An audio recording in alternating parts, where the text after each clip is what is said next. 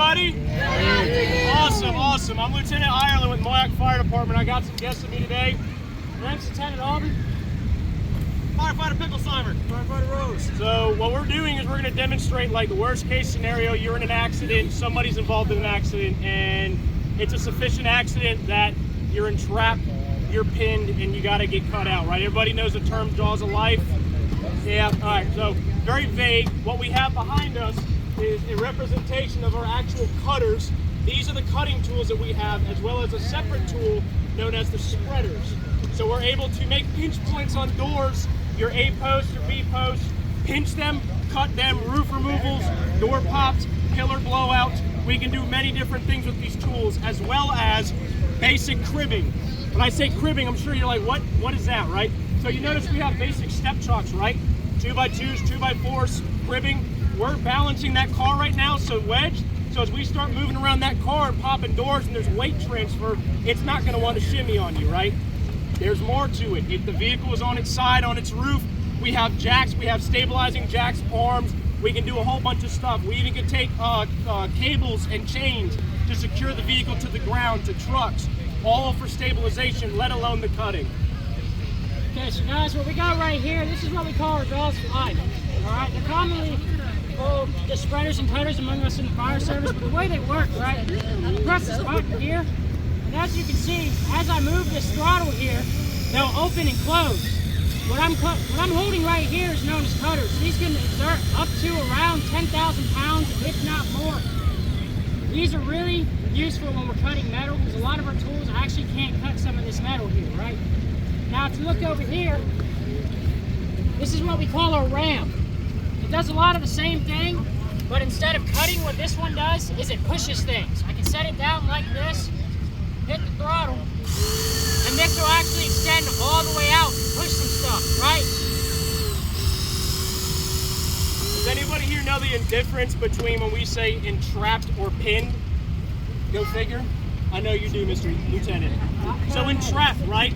Let's say you rolled your car, right? Or somebody hit you on the side. You can't get out of your door. The other doors are pinned.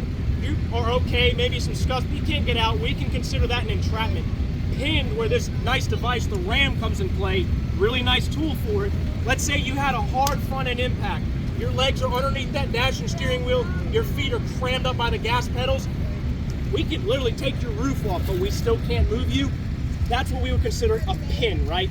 Really doesn't matter. We get on scene, we know what we got. We're gonna say, hey, we have an entrapment, right? But realistically, a pin and an entrapment are two different things aside from that. So that's a really big play where that ram comes in. If it's so crushed coming over from a rollover, we can put that inside the car. If we don't have wiggle room, send her through both sides of the pillars and uncrush your car so we have more wiggle room. All right, so who here likes to break things?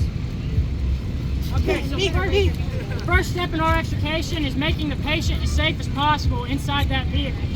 Normally what that means is we have to break these windows, right? So I'm gonna have Firefighter Gage here, Firefighter Rose. What he's gonna do, he's gonna come up to this window and he's gonna make what we call patient access. He's gonna break that window so that medics can get through and better treat the patient inside while we work around the car. All right, so Firefighter Gage, if you would. Who here isn't scared of loud noises? Anybody? Yeah?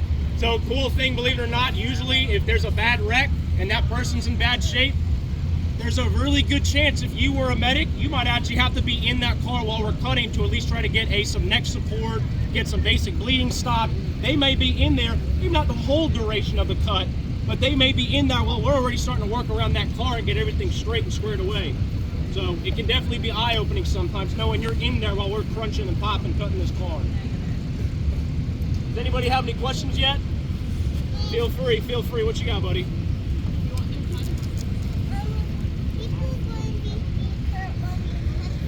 Nope. So that's the good thing. So when we have the ambulance come, usually they'll be in the car trying to help them already with Band-Aids for their boo-boos, stop some bleeding, or maybe an ice pack.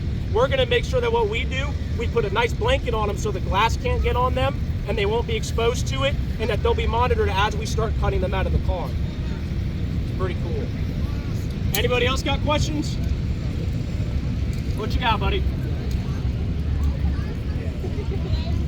Not all of them do. Next one.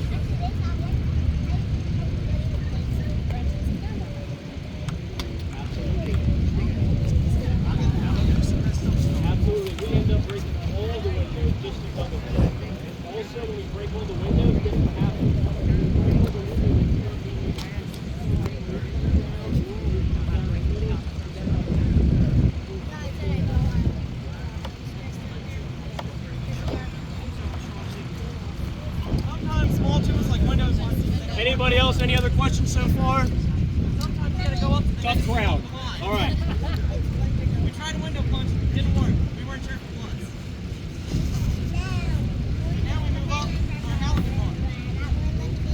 Our Halligan bar is doors and it goes on the tires, car accidentations, anywhere that we need to get inside. This is the key to the city. Break glass.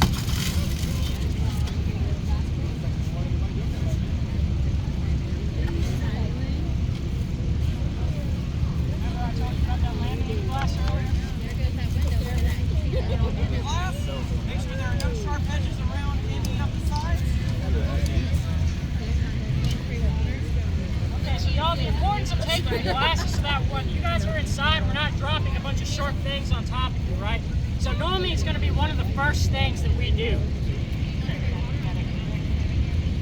So right now, as you can see, they're going to work their way around the car and they're going to start taking all the glass around it.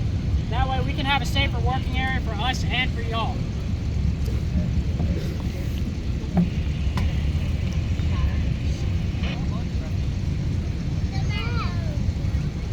You have a question?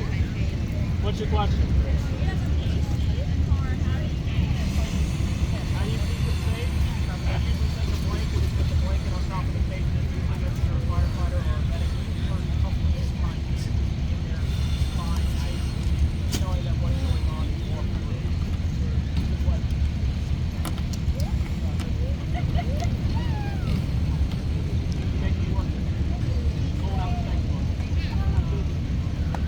Okay, can any of you guess what we're about to do right now? Yes and no. So right now, what we have right here is the spreaders. What we're going to do is we're going to create what we call a pinch point. We're going to bend that metal so that we can actually get in there with the spreaders and actually pop the door off. So, my brother helping here, she's going to squeeze the door and make that pinch point as best as she can.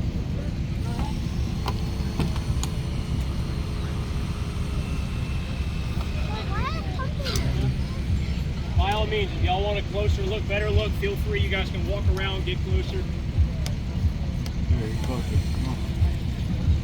This is the only time, as I'm just throwing it out there, this usually is the only time that this actually is really time consuming. The demonstrations, training, we really take our time because the biggest thing with these tools is they're so powerful no matter how you hold it. That tool wants to go one way, you're in between it, you're going across the right here. On a real accident scene, we can have somebody out of that car if they were just that door out. If a simple door pop can be done, 3 to 5, 6 minutes pop. We have to do a roof removal, 15 minutes usually, but it's fast, it's motion after motion after motion. Halligan? Halligan bar.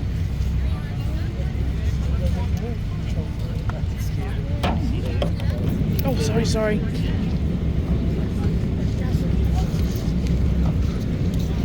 Alright, Tommy, can you get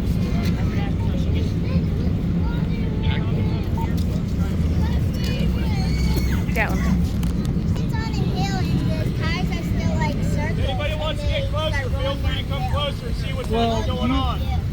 Do you see those wooden blocks right there Promise there's no underneath the hits. car? We put those underneath the car so it doesn't move anywhere. Well, if it's already moving, we're just going to wait for it to stop.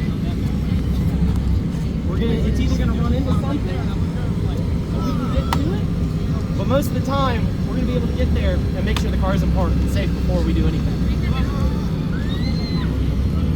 Anything else? No? Did that answer your question? All right.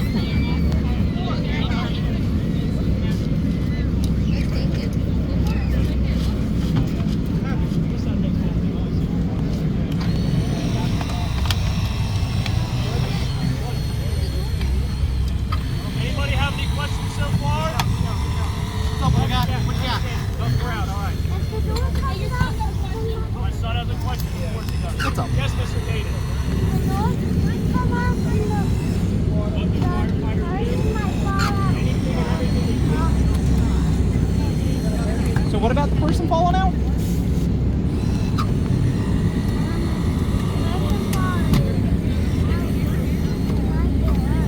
Oh, absolutely. That's why we're all working together as a team. So we have everyone supporting everyone. So if there's someone that is trapped inside the car, we're gonna get a firefighter inside the car, and they're gonna make sure they're okay. They're gonna keep them still, and they're gonna keep them calm down so they don't do anything like panic or anything. All right? All right, we're making sure they're not going anywhere.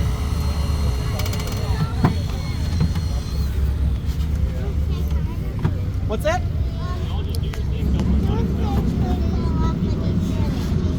What's that? What's falling off? Well, that's what we're trying to do. We're trying to open the door because it's not opening on its own. So Does anybody know what we may consider that one just the happened? door is broke, so it's not What would we opening on its consider a own. quick door So we're pop, gonna make it right? open. You Like, rolled find your a way car, through you it got to a get front through end it impact, you and get just, that person you just out. can't get out, but you're okay. We can just quickly pop that door for you. That's what we can consider in terminology a door pop. Fairly simple, easy, straight to the point. Coming up. Coming from inside, catch the ears.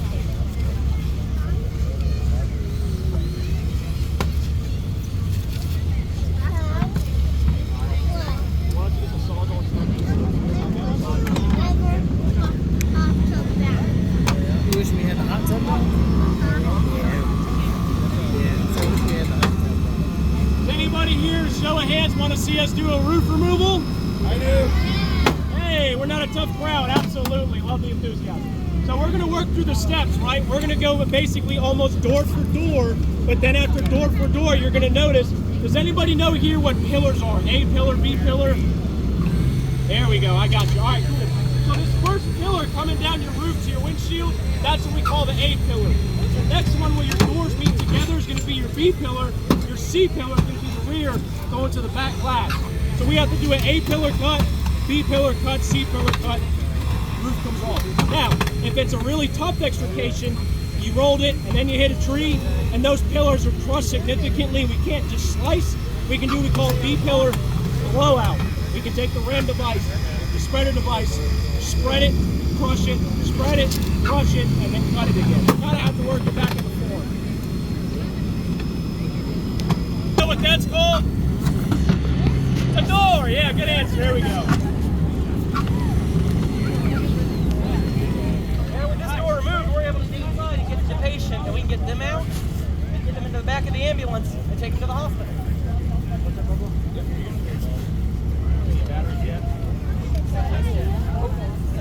What's up? I know what that's called. A broken door. Absolutely correct.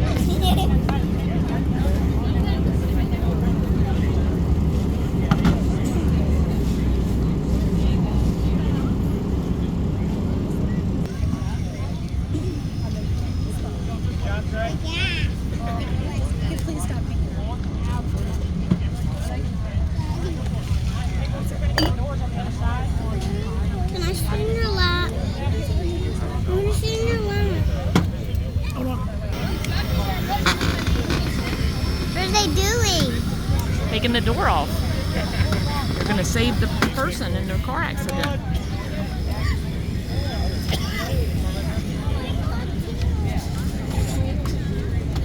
For real? Yep. They're a real person? They're pretending like there's a real person in there. That's how they're doing a demonstration. All right, so do you guys have any questions so far about anything that's happened? No questions? All right. So the next thing that we're going to do is we're going to take that back glass.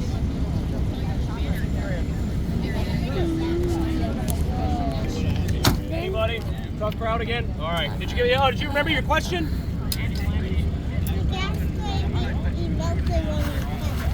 What's that, buddy? Who killed the grass? Oh, thankfully there's no gasoline in it. We had the gas taken out. But that was a good question, though. Okay, so one reason that we can open up this back portion of the car, right? Say there's somebody inside there. Normally, if we can't get to the driver's side, what we'll do is we'll come in through the back, and then we'll cover up our patient with the tarp so that we can better move them.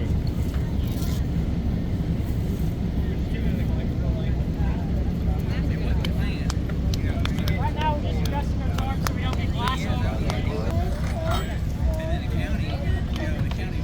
I can get a good deal on it, I'm telling you.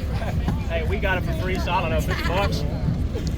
Good luck driving it out. Ain't no motor in it.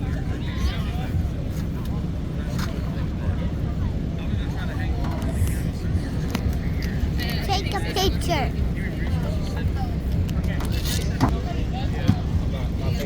Unpause.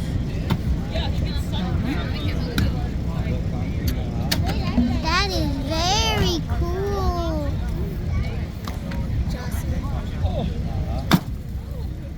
Oh, it's twin.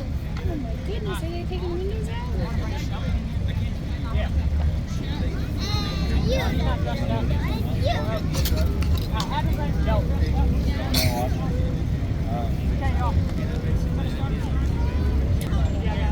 Okay, good job.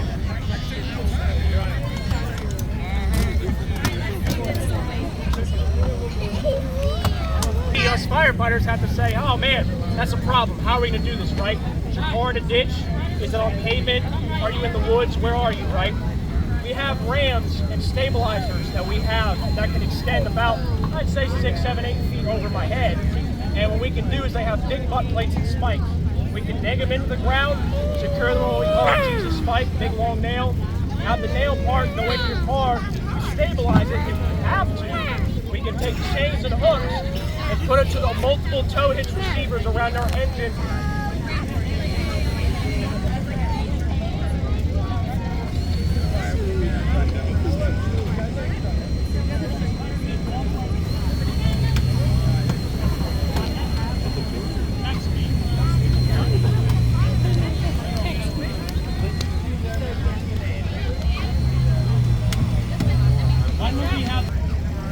Good answer. So what we can do to lift or elevate a car, right?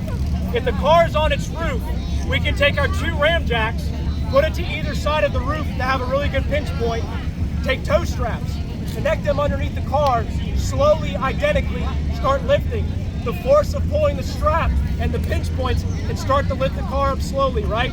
Another way, unfortunately it happens, vehicle versus pedestrian. Sometimes they don't go over the roof.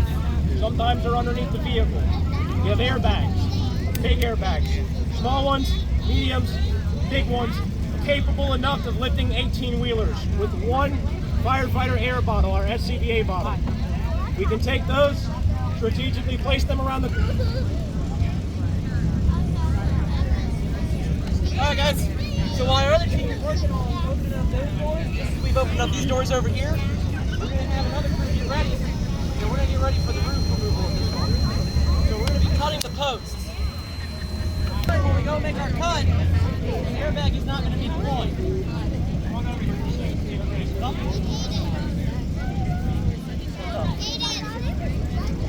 Brayden's calling you. What, Brayden? Oh, that's 24. Here. Tell me.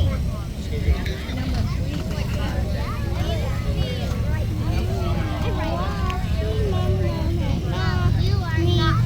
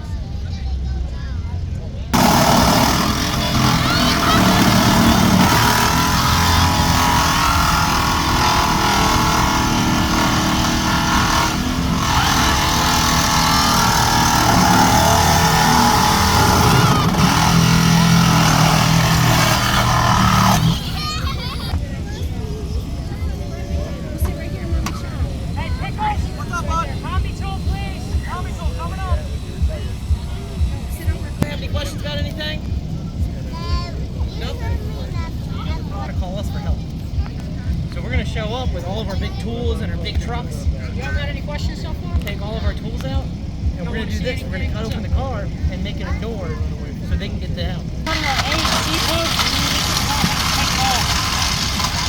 How do you guys get it?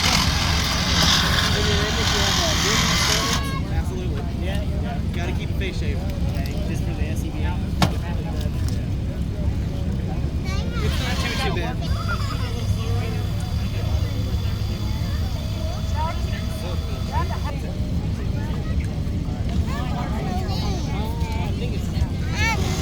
Not much longer.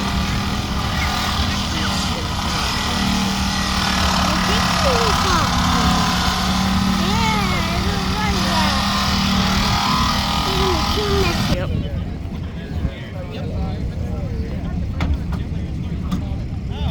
Oh, it's almost cooked off. You just have to. They just have to cut the sides of it. Yep. I think so. Are you done? They're kind of the broken car. Keep watching.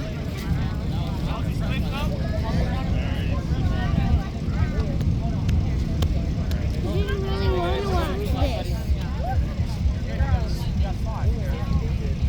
They cut one window off when we were there, right? They cut one Look window. at that. They're done? Oh, What? That piece. And what's the B for? They didn't do the B. They didn't do color B. Push. We're gonna push it. We're gonna push it. They're all done. Thank y'all for sticking around with us. I promise it's a lot faster if it was an actual accident, right? Okay, good. Age group that people can join? Good. We can take junior members as young as 14 years old with parent permission. They can come up to the firehouse and do training and staff with us. 16 to 18 usually, with parent permission, they can ride on calls with parent permission. At 16 to 18, they can start taking fire academy classes, except for live fire classes. There's about 2 to 3 classes they cannot do. After 18, they're released, good to go, finish out their classes, and they're interior certified.